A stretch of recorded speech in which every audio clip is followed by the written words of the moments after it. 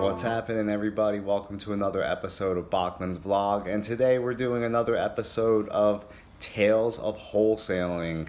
Basically, Tales of Wholesaling is things that could go wrong during a transaction. These are things that the internet gurus and other people do not tell you about, do not talk about really, but these are real things that go wrong, that happen, and it can either make or break you in this industry, and also it'll determine how many deals you can pull out of the gutter, and save, and you will run into all kinds of situations. So I just wanted to talk a little bit about one of the ones that I recently came across.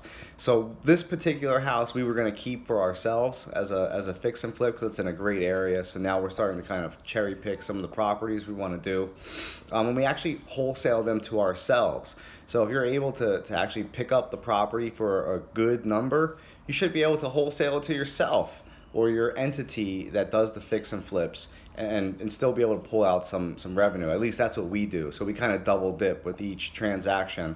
I'll pull a little bit out of the front so I can make a little bit and also pay my acquisition manager. And also I have money coming in from the back end from after the flip is complete. So for this particular property, it's in a great area. The seller seemed like a really nice guy, eager to sell the property and happy to work with us. And the whole process has been going completely smooth. He even needed an attorney to help him with the probate, to raise the estate, which we provided him our attorney. So we wouldn't think anything is going wrong with this property, right? We're going to close at the end of the month and all is good.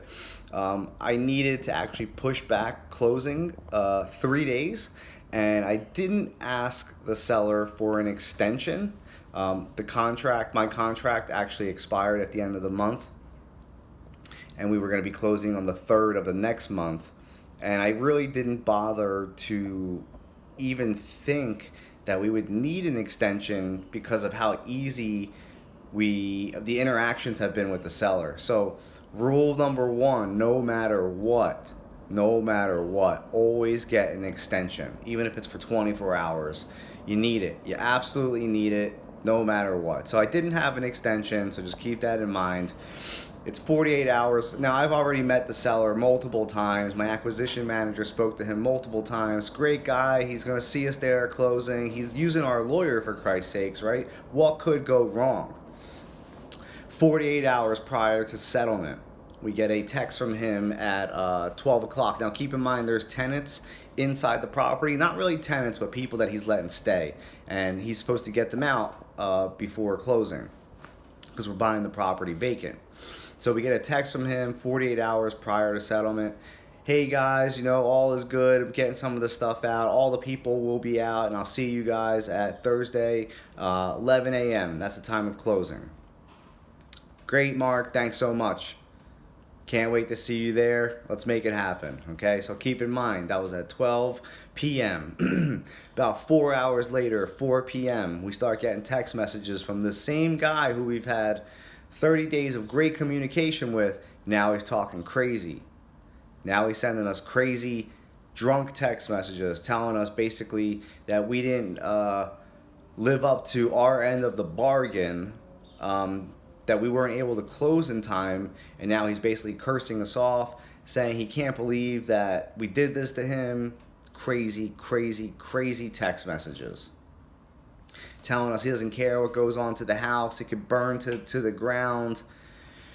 Meanwhile, I don't know what's going on. Think about it. 12 o'clock, see you guys in 48 hours. 4 p.m., he's telling us to go fuck off. So what could be going on, right? Think about it. Either somebody's offering him more money, which somebody was. Drunk, high, which he was one of those for sure. I'm thinking it was drunk. I don't know what else. And who else knows what's going on in his life, what kind of stresses he has. So in that 48-hour window, he just freaked out.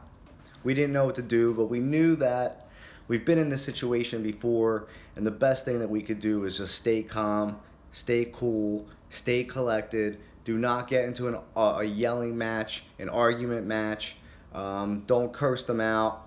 Just be quiet. Stay patient. Don't respond. Give it 24 hours. That's exactly what we did. My acquisition manager called him first thing in the morning the next day. Obviously, he was drunk or whatever it was. And people think about things differently in the morning when they wake up, when they're in heat of the battle, right? So we ended up saving that deal. Now, this story's not over yet, right?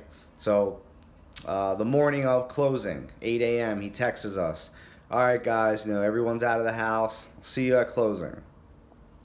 9 o'clock, me and my acquisition manager, he picks me up. We go to the house to make sure that it's vacant before we go to closing. So we go through the property. It's vacant. Great. Head over to closing.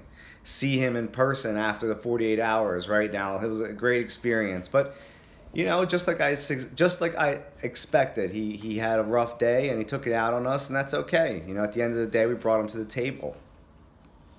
So we close the deal, we make our money, we move on, he moves on. A few hours later, I get a phone call from my GC. We got squatters in the house. Basically, the people that he let stay in there, they probably still had a key. They just walked right back in the house. I won't give you all the details. We were able to get everybody out of the house. 2 lessons here. Number 1, always, always, always get an extension.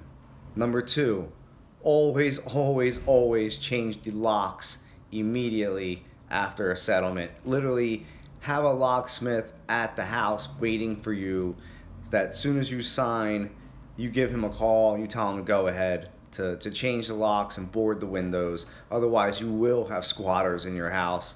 And in Philadelphia, it could take up to 6 months. So if anything you've learned from this video, there's a lot of things that can happen in the background. You're dealing with all kinds of people, all kinds of education levels. You don't know when somebody's having a bad day. So stay calm, stay cool, stay collected, right? Give it 24 hours. Number 2, always get an extension. Number 3, change locks immediately. Thank you for tuning in. Hope you got some value from this. And as always, keep evolving or you're dying, baby.